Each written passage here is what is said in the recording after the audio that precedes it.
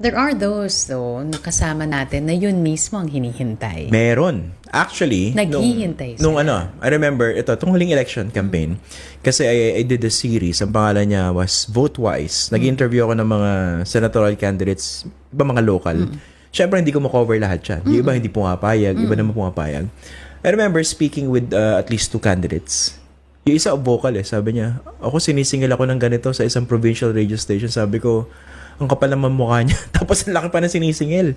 Tapos yung isa nagtatanong sa akin, may bayad ba to? Sabi ko, wala, libre to. Diba? Sabi ko, libre to. You don't have to pay me. Tapos sabi niya, kasi si binigay yung pangalan, kilala mo ito rin siya na-charge. Huh? Kasi ano ba yan? Kilala mo Tapos sabi ko, anong,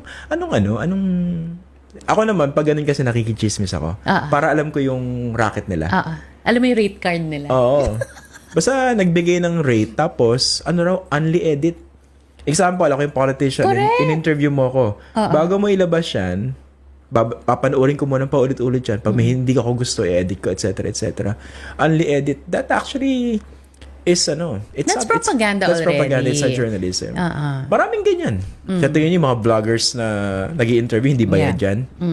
Yung iba nga dyan, kamag-anak pa Anyway. Ganun? Sino ba yan?